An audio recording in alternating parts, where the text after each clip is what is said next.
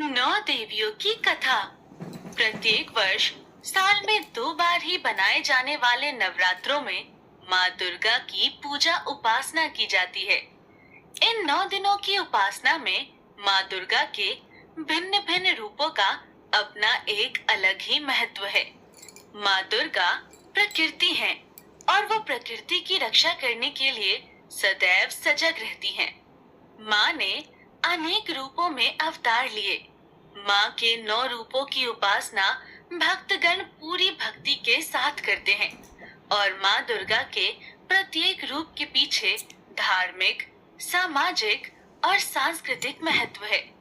आइए पहली नवरात्रि में पूजे जाने वाली माँ शैलपुत्री के बारे में विस्तार से जानते हैं। माँ दुर्गा का सर्वप्रथम रूप शैलपुत्री है। हिमालयन के यहाँ पुत्री के रूप में जन्म लेने पर उनका नाम सती पड़ा। एक बार की बात है, सती का विवाह भगवान शिव के साथ हो चुका था, किंतु इस विवाह से प्रजापति बिल्कुल भी प्रसन्न नहीं थे और उन्होंने अपने भवन में एक बड़े यज्ञ का आयोजन किया। स्वामी, आपने सब देवी देवताओं, गंधर्व, अपनी पुत्री, अपनी जमाताओं सबको इस यज्ञ में शामिल होने का न्योता दिया है, किंतु स्वामी आप भूल रहे हैं कि आपने महादेव और सती को इस यज्ञ में नहीं बुलाया। कौन महादेव? वो जो हर समय मरे हुए लोगों की भस्म से अपने शरीर को रंगते हैं, जिनके इर्द गिर्द दैत्य और गणों का जमावड़ा रहता है। उस पुत्री को निमंत्रण दूं जिसने अपने लिए एक ऐसे वर की इच्छा की है। मैं इस महायज्ञ में ऐसे किसी भी साधु को आमंत्रित नहीं करूंगा जिसके माता पिता तक का नाम भी ना पता हो। किंतु स्वामी, ये तो आप अपनी पुत्री के साथ अन्याय करेंगे। अगर अन्याय है तो अन्याय ही सही, लेकिन मैं महादेव और सती को अपने महायज्ञ में आमंत्रित नहीं करूंगा। प्रजापति महायज्ञ की तैयारी कर रहे थे और जैसे ही ये सूचना माँ सती को मिलती है तो वो महादेव से बोलती हैं। महादेव, स्वामी, क्या आपको पता है कि पिताजी ने महायज्ञ का आयोजन किया है और उसमें सभी देवी देवतागण, विष्णु, ब्रह्मा, मेरी बहनों तक को बुलाया है। चले स्वामी, हम भी चलते हैं। इस बहाने से मैं अपनी बहनों और माता से मिल लूंगी। माँ सती की बात सुनकर महादेव मुस्कुराने लगते हैं। स्वामी, आप यहाँ मंद मंद मुस्कुरा रहे हैं। आप मेरी मन की व्यथा नहीं समझ रहे हैं। पिताश्री ने इतने बड़े यज्ञ का आयोजन किया है, हमें वहाँ जाना चाहिए। प्रिय, ये अच्छी बात है कि आपके पिताजी ने एक महायज्ञ का आयोजन किया है तथा सभी को आमंत्रित किया है, किंतु सती, तुम भूल रही हो कि उन्होंने हमें आमंत्रित नहीं किया है और बिना किसी के निमंत्रण के जाना सभ्य नहीं होता। आप भी कैसी बातें कर रहे हैं महादेव? भला एक पिता अपनी पुत्री को निमंत्रण पत्र क्यों देगा? ये तो पुत्री का कर्तव्य है कि अगर उसके मायके में कुछ हो रहा है तो वो बिन बुलाए चली जाए। नहीं प्रिय, ये बिल्कुल अनुचित है। माना वो तुम्हारे पिता हैं और तुम उनकी पुत्री हो, किंतु तुम अब विवाहित हो। तुम्हारा विवाह मेरे साथ हुआ है। मैं ये नहीं कहता कि प्रजापति मुझे आकर निमंत्रण दे, लेकिन अगर उन्हें तुम्हें बुलाना होता तो वो तुम्हें निमंत्रण अवश्य देते। इसीलिए हम दोनों का वहां जाना उचित ना होगा। किंतु माँ सती ये जानने के बाद कि उनके पिता प्रजापति ने यज्ञ का आयोजन किया है तथा सभी को आमंत्रित किया है, अपने आप को रोक नहीं पाती। वो महादेव से आज्ञा लेकर अपने पिता के यहाँ जाती हैं। पिताजी, आपने इतने बड़े यज्ञ का आयोजन किया और अपनी पुत्री को नहीं बुलाया। मैंने जिन जिन लोगों को आमंत्रित करना था उन सबको आमंत्रित कर लिया है, और वैसे तुम बगैर निमंत्रण के यहाँ आई हो। आप अब ऐसा तो मत कहिए। सती कितने दिल से आई है। आओ पुत्री, तुम्हारा स्वागत है। महादेव नहीं आए?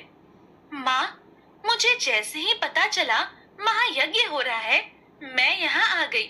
मैंने महादेव से कहा था, किंतु उन्होंने कहा कि बगैर निमंत्रण किसी के यहाँ नहीं जाना चाहिए। सती, तुमसे समझदार तो तुम्हारा वो पति ठहरा। शमशान की राख को शरीर पर लपेट कर रहने वाले का मेरे यज्ञ में कोई स्थान नहीं है। पिताजी, आपको जो कहना है मुझे कह लीजिए, लेकिन महादेव के बारे में अन्यथा कोई भी अपशब्द मत बोलिए। क्यों ना कहूं? क्या वो इस यज्ञ में आने के योग्य है?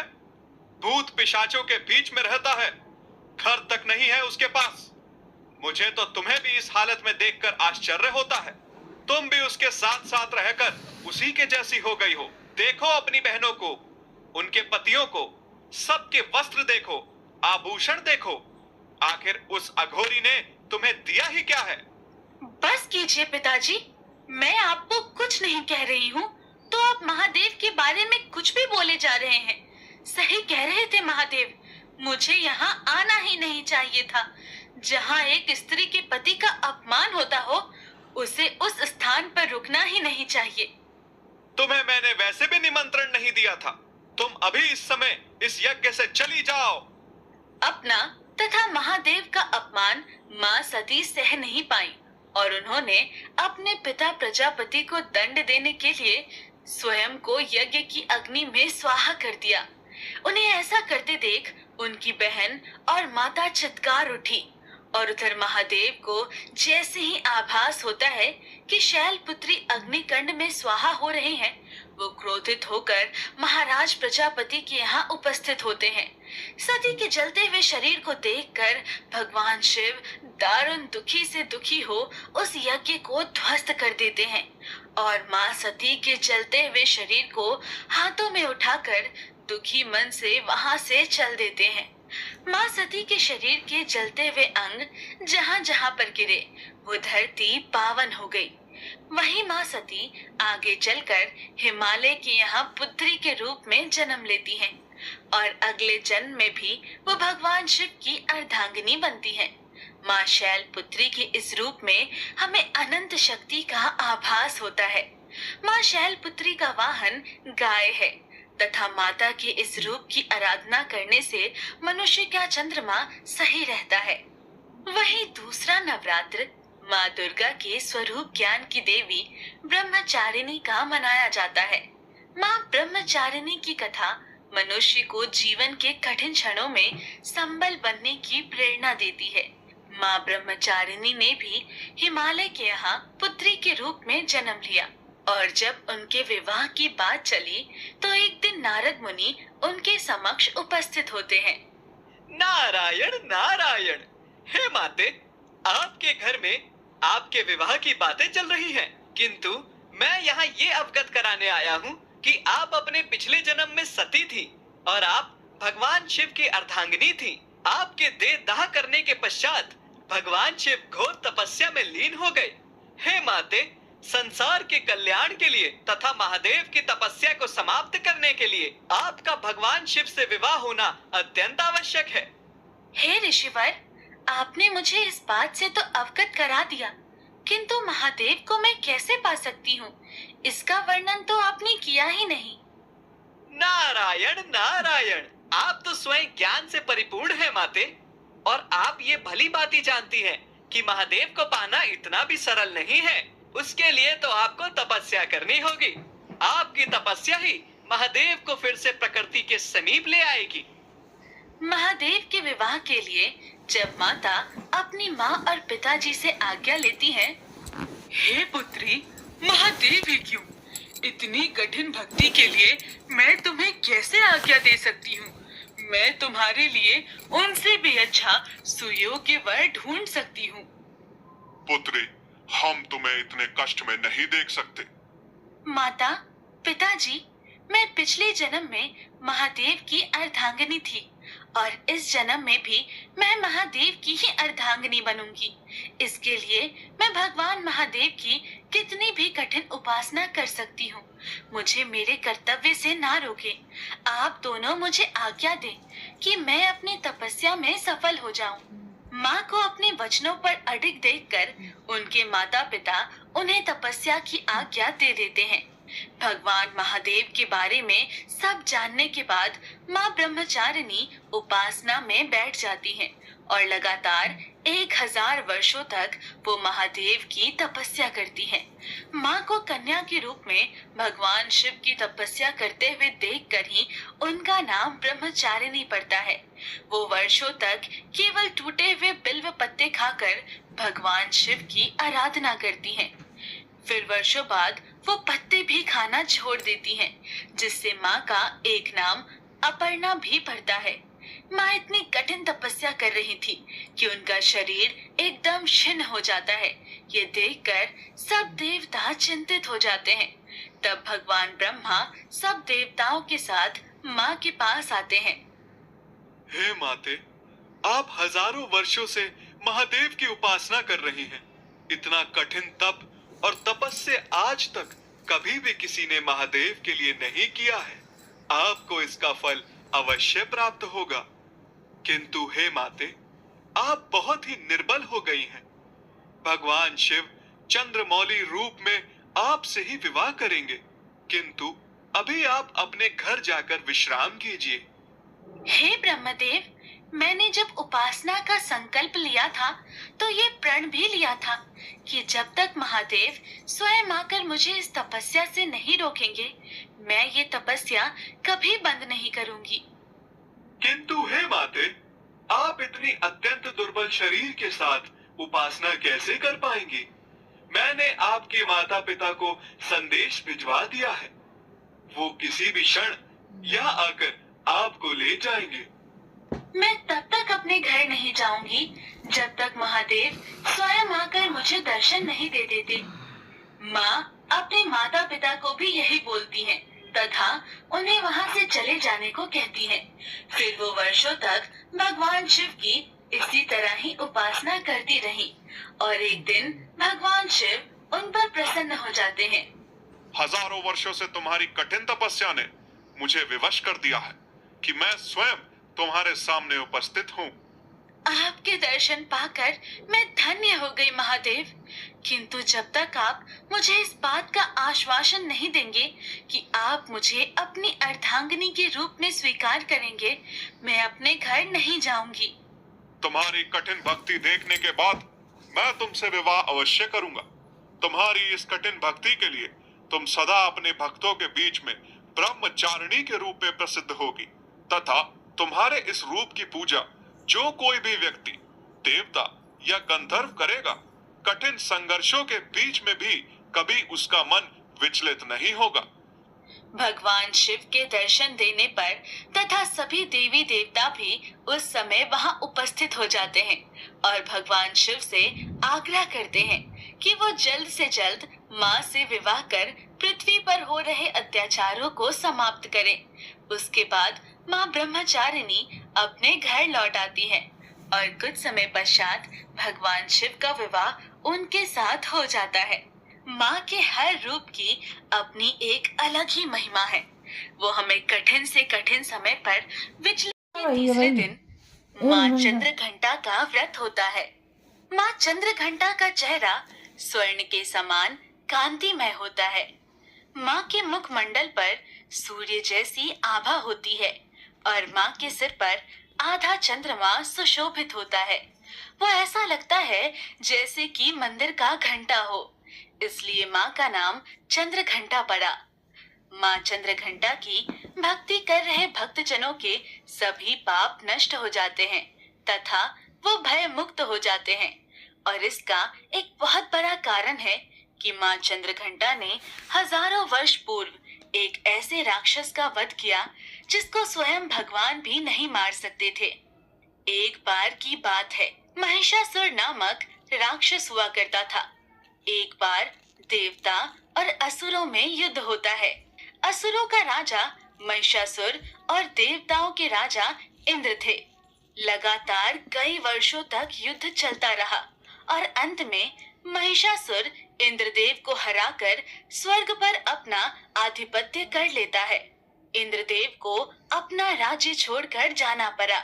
वो और उसके सब देवता गंधर्व भगवान विष्णु, भगवान शिव और ब्रह्मदेव के पास जाकर प्रार्थना करते हैं। हे प्रभु, ब्रह्मा, विष्णु, महेश वर्षों से महिषासुर के साथ स्वर्ग की रक्षा करते करते अंत में हम महिषासुर से पराजित हो ही गए हैं। उसने स्वर्ग को हथिया लिया है। हे भगवान, हम देवता धरती पर विचरण करने के लिए विवश हो गए हैं। नाथ, हमारी रक्षा करें। इंद्रदेव, हम आपकी सहायता कर तो दें, किंतु महिषासुर को ब्रह्मदेव से वरदान प्राप्त है कि उसे कोई भी देवता, गंधर्व या भगवान नहीं मार सकता। इसीलिए उसकी अराजकता दिन पर दिन बढ़ती जा रही है। वरदान प्राप्त होने से उसकी शक्तियां पार हो गई हैं, किंतु उसका विनाश नहीं हो सकता। ये उसकी भूल है। हे भगवान, उसकी कठिन तपस्या देखने के बाद मैंने उसे वरदान दिया था, किंतु उसने इसका गलत प्रयोग कर अपनी मृत्यु को स्वयं बुलावा दिया है। तभी तीनों देवता अपने अंदर से एक ऊर्जा उत्पन्न करते हैं और समस्त देवतागण भी अपनी शक्तियां उस ऊर्जा में समाहित कर देते हैं, जिससे शक्ति का रूप लिए माँ चंद्रघंटा प्रकट होती हैं। भगवान विष्णु उन्हें अपना चक्र प्रदान करते हैं, भगवान शिव अपना त्रिशूल देते हैं, इंद्र अपना अस्त्र व्रज उन्हें प्रदान करते हैं तथा ऐरावत के गले में बंधी हुई घंटी उनके माथे पर लगा देते हैं, जिससे उनका नाम चंद्रघंटा पड़ा। माँ चंद्रघंटा भगवान महादेव को प्रणाम करती हैं।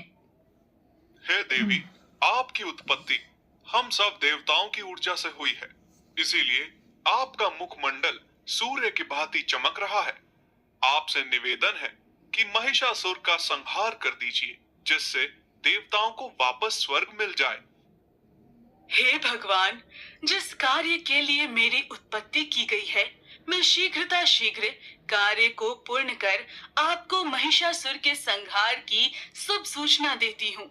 अब मुझे आज्ञा दीजिए प्रभु। ये कहकर वो देवी अपनी सवारी सिंह पर सवार होकर अपनी 8 भुजाओं में अपने अस्त्र, खड़ग, तलवार, चक्र, गदा, त्रिशूल और धनुष लेकर चल पड़ती हैं। उनके मुंह से निकली हुई गर्जना से तीनों लोग कांप उठते हैं और फिर वो महिषासुर को युद्ध के लिए ललकारती हैं।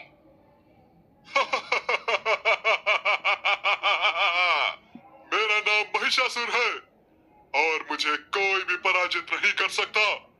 देवताओं में जब युद्ध करने की क्षमता खत्म हो गई है, तो उन्होंने ये देवी उत्पन्न कर दी है। उन्हें क्या लगा कि वो ऐसे कोई भी चमत्कारी चीज मेरे पास भेजेंगे और वो मेरा वध कर देगी। महाराज, इस बात को अन्यथा ना लें। मैं स्वयं देख कर आया हूँ। वो सब अस्त्रों से परिपूर्ण हैं। उनके मुखमंडल पर एक अलग ही आभा है और उनकी आंखों में क्रोध के मारे ज्वाला उत्पन्न हो रही है। उसने हमें युद्ध के लिए ललकारा है।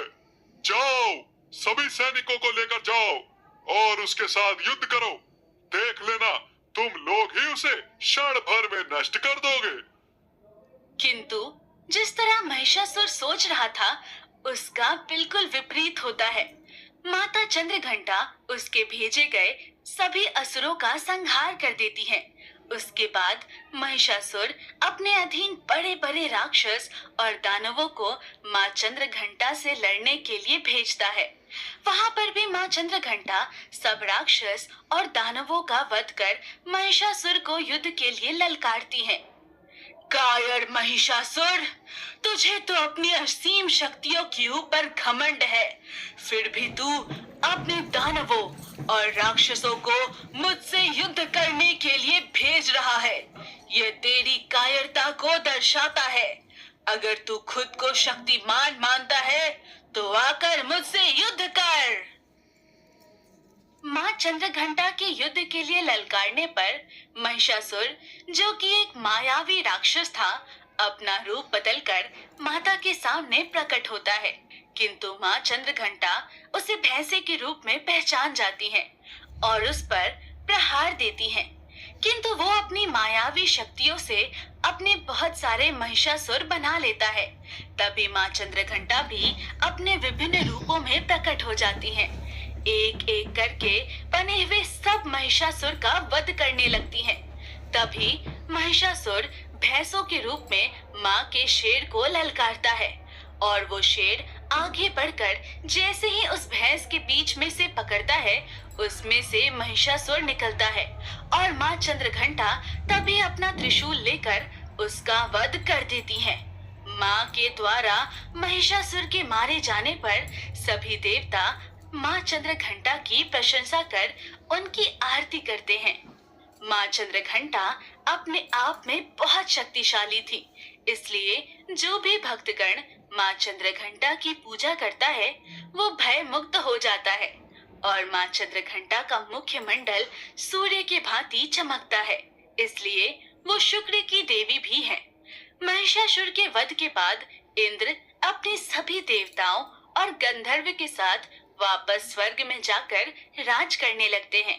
पर वहीं माता का चौथा नवरात्र आता है, जिसमें सब लोग माँ कुष्मांडा की पूजा अर्चना करते हैं। इन माँ कुष्मांडा के मुख्य मंडल की आभा कांतिमय आभा है। इनके चेहरे पर सदैव एक मंद मुस्कान रहती है। कुष्मांडा माता की 8 भुजाएं हैं तथा उनकी 8 भुजाओं में कमंडल, धनुष बाण, कमल पुष्प, अमृत कलश और चक्र व गदा है। उनकी एक भुजा में सिद्धियों और निधियों को देने वाली एक जप माला भी है। माँ कुष्मांडा को कुष्मांड कद्दू की बलि पसंद है, इसलिए इन माँ का नाम कुष्मांडा पड़ा और उनका प्रिय वाहन सिंह है।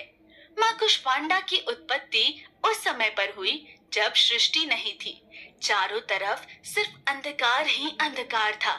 तब अचानक एक दिन एक रहस्यमयी हंसी की उत्पत्ति होती है और जब पूरे संसार और सृष्टि में सिर्फ भगवान शिव ही विराजमान थे, भगवान शिव जब ये हंसी सुनते हैं तो वो उन्हें प्रकट होने के लिए बोलते हैं।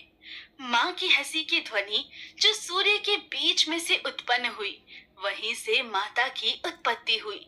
भगवान शिव को प्रणाम करती हैं।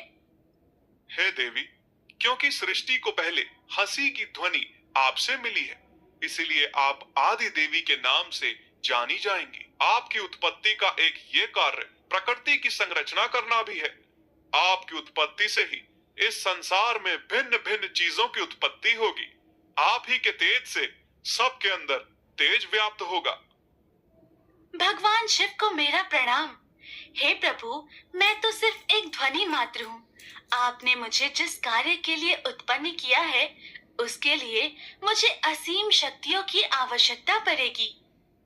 हे देवी, तुम अष्टभुजाओं वाली, सौम्य चेहरे वाली तथा तुम्हारे चेहरे पर एक आभा व्याप्त रहेगी।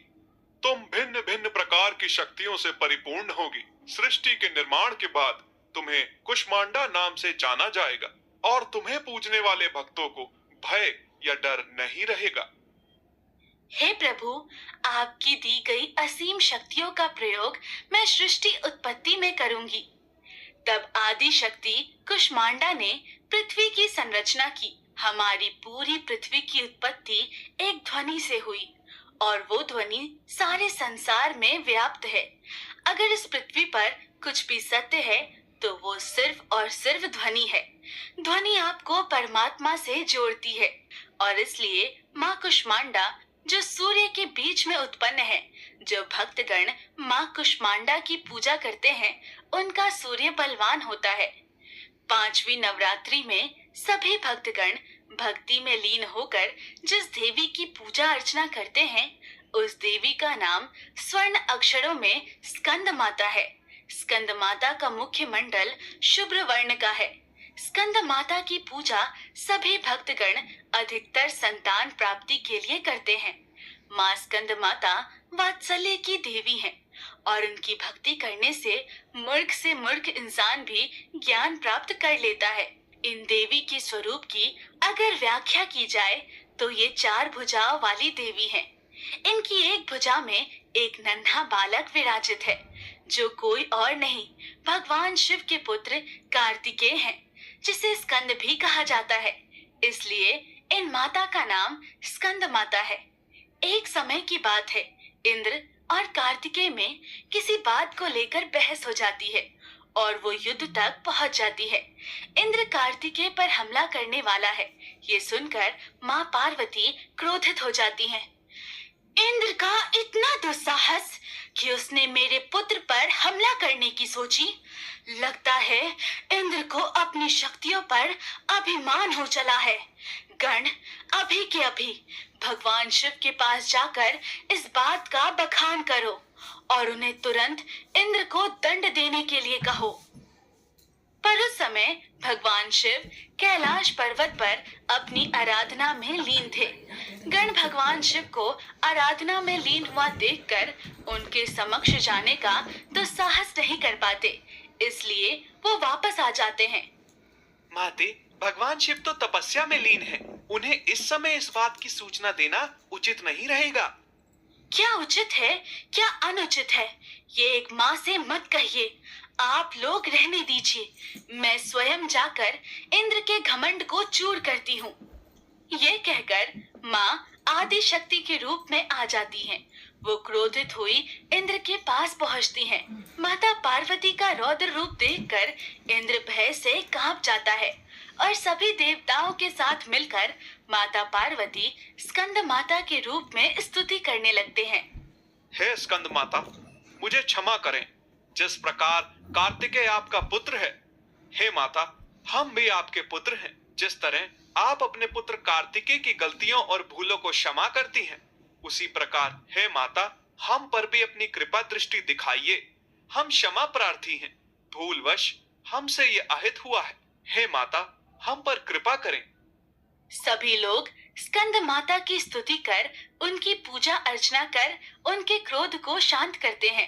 तभी भगवान शिव वहां पर आ जाते हैं।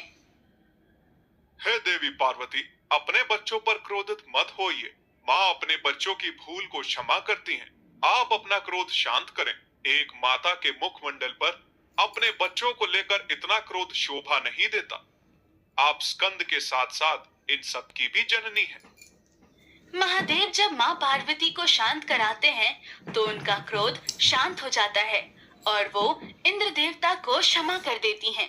और महादेव माँ पार्वती के इस रूप को स्कंद माता का नाम देते हैं तथा इनकी उपासना करने वाले प्रत्येक भक्तगण की सब मनोकामनाएं पूर्ण हो जाती हैं और उनकी पूजा अर्चना से भक्तगण मोक्ष को प्राप्त करते हैं।